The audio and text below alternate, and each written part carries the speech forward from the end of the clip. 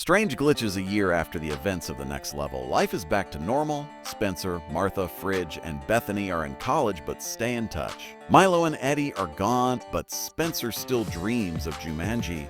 One day, all their phones glitch with Jumanji symbols. Fridge's smartwatch starts showing jungle weather. Something's leaking into the real world. Back in the game, Spencer investigates the ult console, now buried in a basement. It activates on its own, pulling him in without warning. The others rush to help, including Nora Shepard, now part of their circle. When they try to go in after Spencer, something strange happens. They don't choose avatars this time. The game chooses them. With new roles, new faces, familiar souls, Martha becomes a stealthy rogue with magical powers. Fridge is now a beast tamer with wild animal allies. Bethany ends up as a scholar mage with cryptic abilities. Nora surprisingly dropped into a powerful warrior queen role. Spencer? Still Dr. Bravestone, but something's wrong. His memory of the real world is fading. Jumanji is broken. The group quickly realizes the game world is unstable. Landscapes are merging, deserts, tundras, and oceans all colliding. NPC repeat phrases, glitching and breaking mid-sentence. The jungle cries out with a roaring thunder. Nigel appears, but he's flickering like corrupted code. He warns, a Jumanji has been corrupted. You must fix it. The heart of the game, they learn of a place called the Core, hidden in Jumanji's deepest level. It houses the ancient Jumanji stone, source of the game's power. But a virus named Oblivion has infected it. Oblivion was unleashed when someone cheated the system long ago. Now it wants to escape into the real world. The players must stop it before it crosses over. Reunion with Alex aka Jefferson Seaplane McDonough returns, sensing the danger. He's older now, wiser, and has been keeping tabs on the game. He reveals that the core has been sealed since Jumanji's creation. They'll need ancient relics from each biome to unlock it, but each relic is guarded by a corrupted avatar. Time is running out. The Ice Guardian, their first quest, takes them to the frozen wastes. There, they face the Frost King, a former avatar lost to Oblivion. Martha uses her rogue stealth to retrieve the relic while Fridge distracts him. They barely survive as the biome collapses into a glacier sinkhole. The relic glows warm in Martha's hand. 1 down, 3 to go. Memory cracked Spencer continues to lose grip on reality. He forgets his own name, believing he truly is Bravestone. Bethany finds an old photograph of them from high school. Spencer doesn't recognize it. Oblivion is infecting not just the game, but their minds. Alex warns, stay too long and you'll forget you ever left. The beast pit in a jungle region overtaken by corrupted wildlife, they hunt the second relic.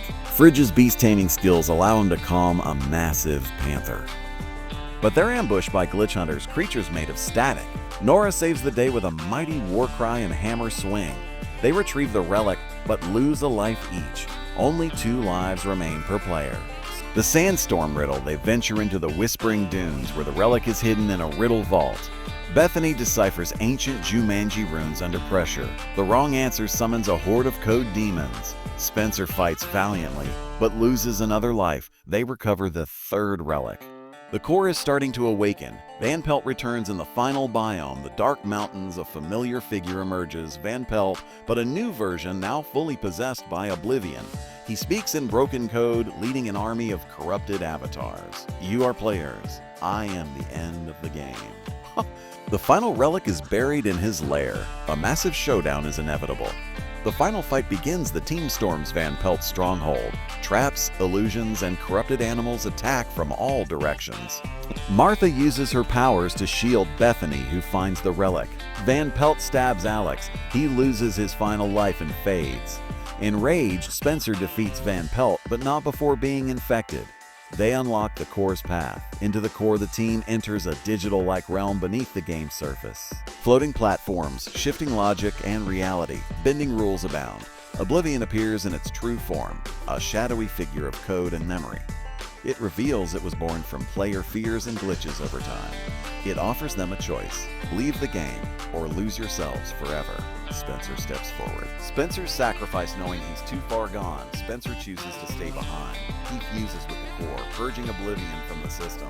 The core resets itself, but Spencer is lost inside. His final words: "You keep playing the game right, the others are pulled from the core. The world begins to rebuild." Oh, Pete Ked, game over. The group returns to the jungle. Nigel reappears, stable now, and congratulates them. He says a Jumanji is healed, but only for now. They're sent home through the portal. As they vanish, the screen flickers. One glitch remains. A fragment of oblivion floats unseen. Back in the real world, the group wakes up at Nora's cafe, confused but safe. No time has passed. Spencer's body lies asleep on the floor, eyes twitching. They realize his mind may still be inside Jumanji. Bethany vows to bring him back. Nora warns, in that game, it never lets go. The glitch spreads strange power outages strike across town. School computers start playing jungle drums. A billboard on the street shows the words "Next player loading." Oblivion is trying to reboot itself in the real world. The game may no longer need a console. It's going wireless. The rescue plan: Fridge and Martha work on building a virtual gateway. Bethany studies the Jumanji language, discovering a backdoor code. They plan to re-enter the core and recover Spencer. But to do so, they'll need to reassemble the avatars again. They call on one last player, Alex. Time for one final adventure. Post-credit scene hash when a teenager finds a Jumanji mobile game on their phone. As they tap a start, the jungle drums begin. Their reflection glitches into Dr. Bravestone. They scream and vanish into the screen.